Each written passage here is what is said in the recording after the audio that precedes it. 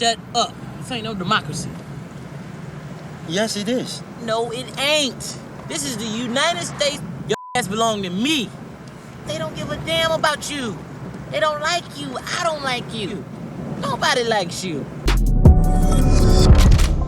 What's up, guys? Your boy Benny. Never forget what they stole from you in attempting to dehumanize Donald Trump and not give any oxygen to the extremely popular Republican candidate for president. They've all but banned the celebrity Donald Trump from appearing on late night TV or forever being cast in a comedic or humanizing light on shows like SNL. But a reminder that Donald Trump, well before he ever decided to run for president, was a celebrity, one of the most famous celebrities to walk the earth. Donald Trump is also really, really funny and an enjoyable person, as evidenced.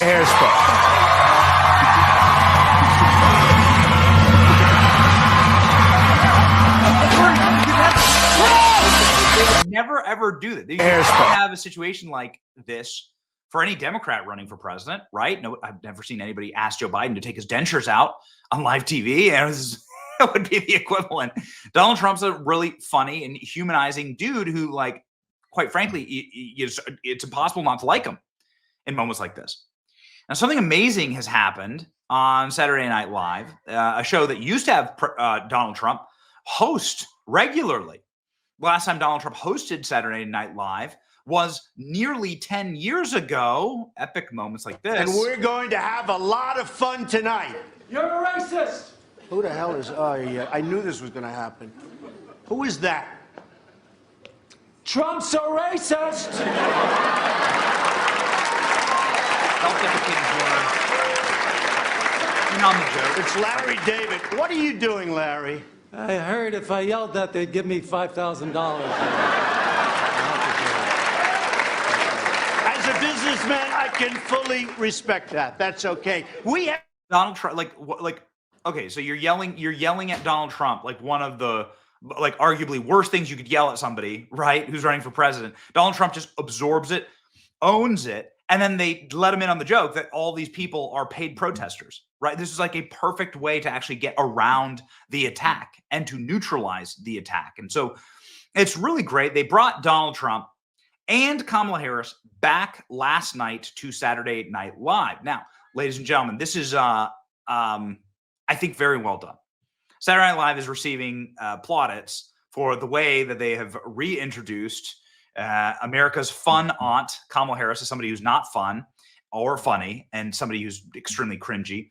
Joe Biden is back, played by the legendary Dana Carvey, and Jim Gaffigan is playing Tim Walz, and it's just freaking perfect. Okay, so I got it. Like, first off, I got to start with Tim Walz because I think this is the brand new character that they've just introduced, and it's perfect. Look at this. Folks, I haven't been this excited since I got a 10% rebate on a leaf blower from Menards. What can I say? I got that BDE, Big Dad Energy. You see what I did there? You get it? I got it. I didn't want it, but I got it. You know, Trump and Vance are weird, all right? And they want the government to control what you do in your bedroom and what books you read. You know, in Minnesota, we have a saying, mind your damn business.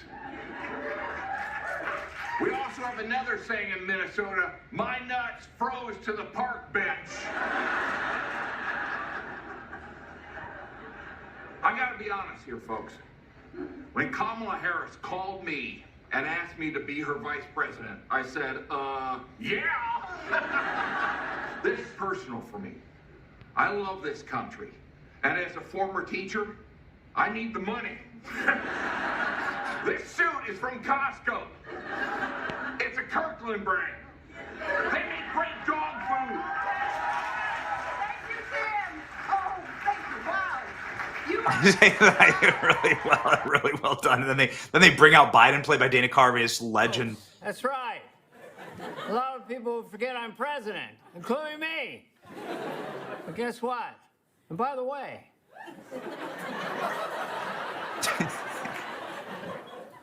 I think I did a pretty good job. I passed more bills than any president in history. Well, folks, We still got work to do, no joke. I'm being serious right now. Come on. And guess what? And by the way, the fact of the matter is, the rich don't pay their fair share. They gotta pay the fair share. We gotta build back better. Build back the better, the better, the better. Build back the better. Can't believe it's not butter. Okay, you can see it's like they're finally doing it. They're finally able to make fun of Joe Biden and Kamala Harris. I mean, for years, literally, like they refused to make fun of Kamala Harris and Joe Biden. You'd have to go to Saudi Arabia, their version of Saturday Night Live, to get skits like this. The most easily mockable administration in American history. You have to fly halfway around the world to get comedians to actually make fun of them. This is how rigged and how cowardly the entertainment profession has become. But they finally did it last night. Here's Kamala. Well, look who fell out of that coconut tree.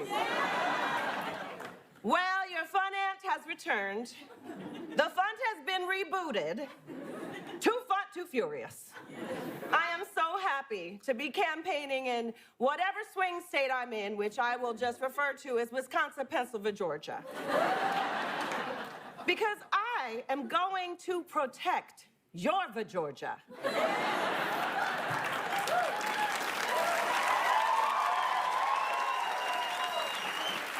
You see, my campaign is like the Sabrina Carpenter song, Espresso. The lyrics are vague, but the vibe slaps. And sure, I like to laugh. I do. But let me tell you something. If you start talking nonsense to me, I'm gonna hit you with one of these.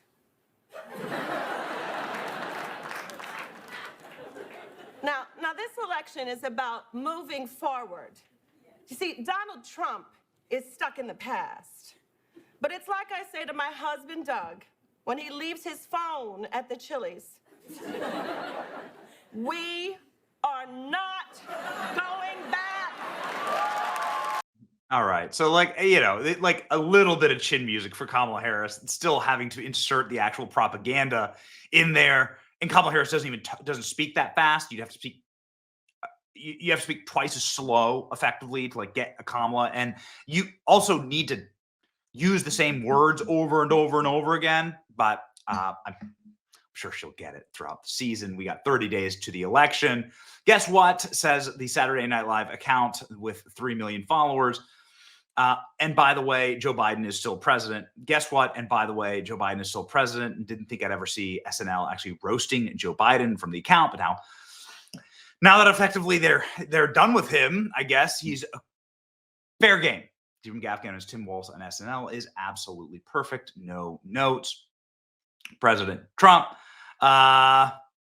getting his treatment on SNL. I mean, what do you expect them to do?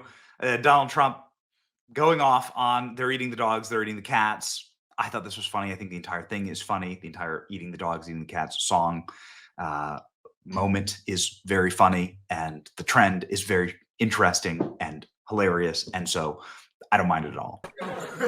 I see you trying to leave, but the doors are locked. Come on back, we're having fun. We love my rallies, except when someone does a bing bong, bing, bing, bing, right at me.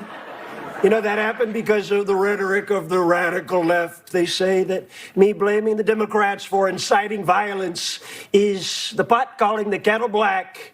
But frankly, I didn't know the kettle was black until very recently. I thought the kettle was Indian. But then he decided to turn black.